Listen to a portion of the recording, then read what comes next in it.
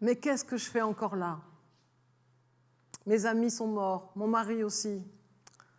Pourquoi le bon Dieu ne veut-il pas de moi? Ces questions, je les ai entendues maintes fois posées. Elles étaient posées par des personnes âgées, très âgées, qui vivaient dans des maisons de retraite que j'ai dirigées.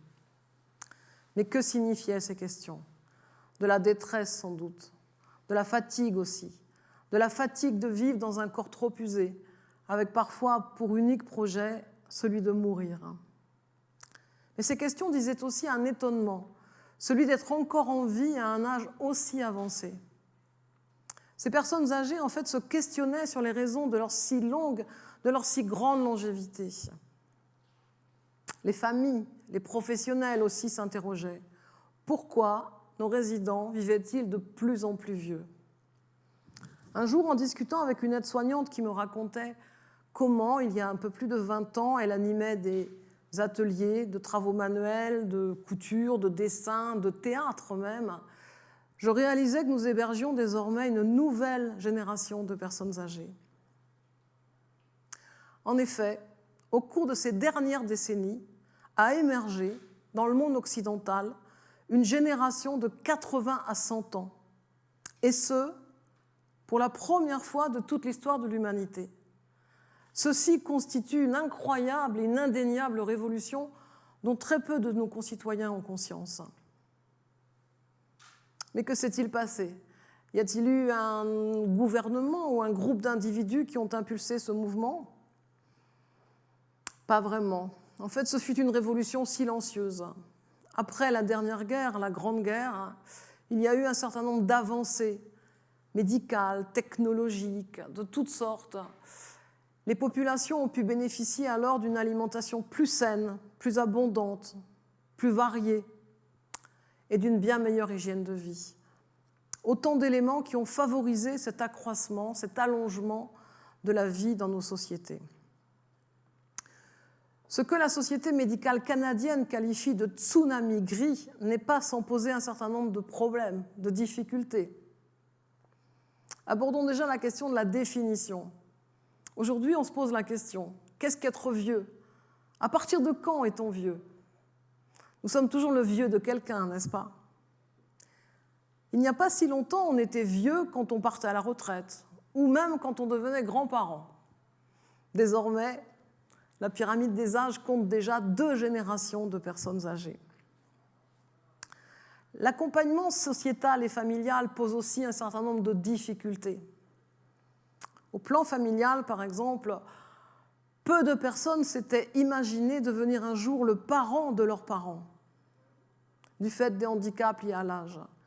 Peu avaient envisagé de voir inscrire, placer leurs parents en maison de retraite, ou parfois renoncer à leur vie de jeunes retraités pour pouvoir s'occuper de celui-ci.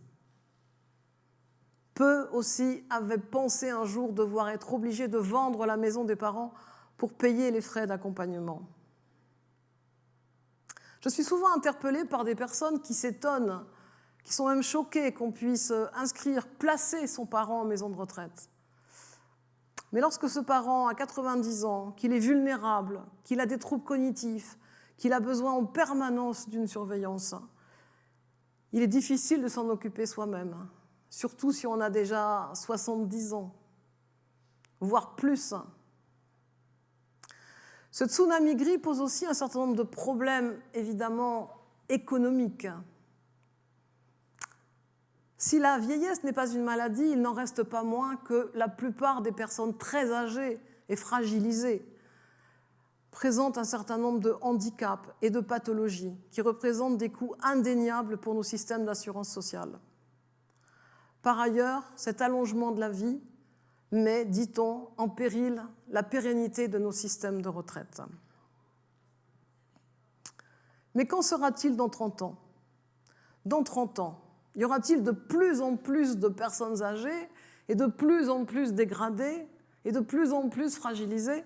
En tout cas, c'est ce que nous proposent un certain nombre d'études et de rapports qu'on peut consulter. Ou y aura-t-il de moins en moins de personnes âgées? Peut-être pour des raisons économiques, du fait d'une restriction des soins à partir d'un certain âge. C'est quelque chose qui se fait déjà dans certains pays. ou d'une loi euthanasique ou autre? Ou y aura-t-il de plus en plus de personnes âgées, mais de plus en plus en forme? Cette dernière hypothèse est tout à fait envisageable aujourd'hui. Actuellement, les laboratoires du monde entier sont lancés dans une course à l'élaboration de techniques, de technologies, de protocoles, de médicaments qui pourraient ralentir, voire guérir les maladies liées à l'âge. Les scientifiques découvrent jour après jour les fabuleuses capacités des cellules souches, des nanotechnologies, de l'intelligence artificielle, des thérapies géniques, et j'en passe. Ainsi, il est tout à fait possible aujourd'hui d'imaginer que dans le futur, la médecine saura de mieux en mieux guérir des pathologies cardiovasculaires, articulaires, des pathologies cognitives aussi. Et que dans l'avenir, le vieillissement dit pathologique pourra être en grande partie contrôlé, voire guéri. Les amortels le savent. Êtes-vous amortel? Mais savez-vous ce qu'est un amortel? Un amortel est une personne âgée qui fait tout, qui met tout en œuvre pour vieillir le moins vite possible, et le mieux possible, en contrôlant son alimentation, en pratiquant toutes sortes d'activités physiques, culturelles, intellectuelles. Et pour certains, enfin plutôt pour certaines, en testant les dernières innovations cosmétiques. Alors je retente la question. Êtes-vous amortel? Ah oui.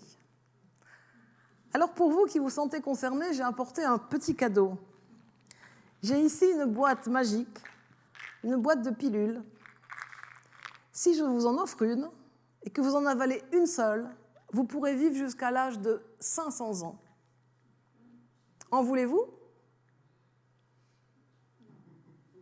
Mon Dieu, comme c'est étrange, tout le monde a peur de mourir, tout le monde a peur de vieillir, enfin c'est ce qu'on nous raconte, hein. Mais lorsque on nous propose d'augmenter considérablement notre espérance de vie, il n'y a pas grand monde de tenter. Devrons-nous attendre plusieurs décennies avant de comprendre, avant de savoir pourquoi, au croisement du XXe et du XXIe siècle, a émergé une nouvelle génération de personnes âgées? Pourquoi, sur notre planète bleue déjà surpeuplée, s'attarde une génération dite inactive, qui évidemment n'a plus aucune chance de procréer, et qui représente des coûts économiques, des coûts de toutes sortes pour notre société? Au cours des siècles passés, des travaux sur les lois, des recherches, sur les lois biologiques du vivant ont mis en évidence que la vie était un processus constant d'adaptation de l'environnement. Alors quel est ce processus d'adaptation qui a vu l'espérance de vie des humains commencer à croître très sensiblement dans les années 60, au moment même où les humains mettaient en place des modes de contrôle des naissances et que certains pays édictaient même des lois drastiques de baisse de la natalité, pour arriver à une situation totalement inédite. Actuellement, un certain nombre de pays en Europe sont en passe de compter plus de personnes âgées au sein de leur population que de jeunes. Quel est le sens de cette révolution liée à l'âge? Dans un premier temps, il nous faut déjà considérer que les personnes âgées, très âgées, que nous accompagnons actuellement dans nos EHPAD, entre autres, mais aussi à domicile, participent à leur insu à des recherches sur le vieillissement pathologique. C'est en effet grâce ou surtout à cause de leur souffrance induite, mais aussi des coûts que cela représente pour nos sociétés, que dans tous ces laboratoires se font des recherches qui vont permettre très certainement aux futurs vieux que nous sommes de vieillir dans de bien meilleures conditions. En deuxième piste, nous avons une deuxième piste pour expliquer cette révolution liée à l'âge qui est apportée bizarrement par des auteurs de science-fiction, par des dirigeants de GAFAM, par des futurologues et autres. Ceux-ci questionnent. Et si les humains n'étaient pas en train d'augmenter considérablement leur espérance de vie pour pouvoir bénéficier d'assez d'années pour aller explorer le cosmos et peut-être découvrir d'autres planètes? Eh bien, pourquoi pas? Christophe Colomb a bien découvert l'Amérique à un moment où ses concitoyens pensaient que la Terre était plate. Mais si, plus simplement, les futurs vieux que nous sommes devaient retrouver un statut de sage qui fut de tout temps l'apanage des plus anciens. Quel pourrait être le rôle de ces futurs sages? Je vous emmène avec moi. Nous sommes en 2050. Je vais bientôt avoir 100 ans. Grâce à des injections de cellules souches, grâce à 2 thérapies géniques, et puis à un bon rééquilibrage de mon microbiote, je suis en parfaite santé physique et mentale. Comme la plupart des personnes de ma génération, je participe activement à la vie de mon quartier.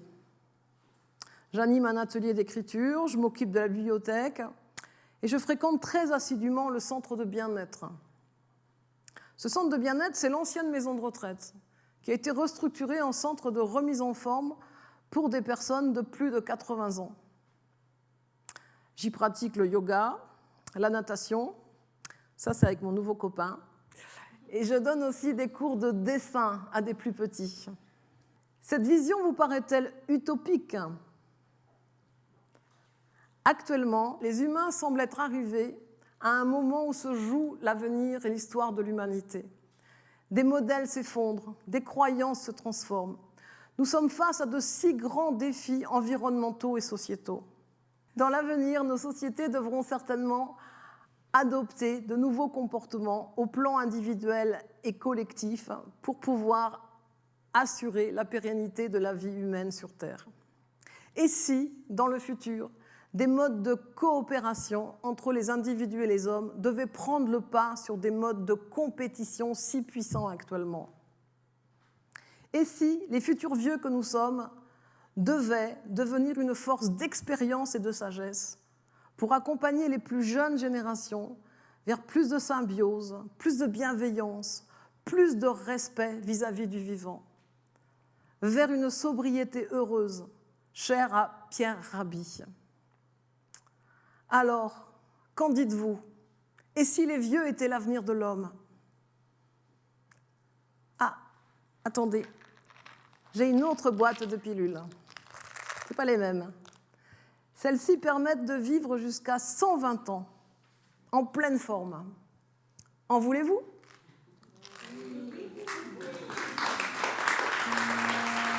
Je vous remercie.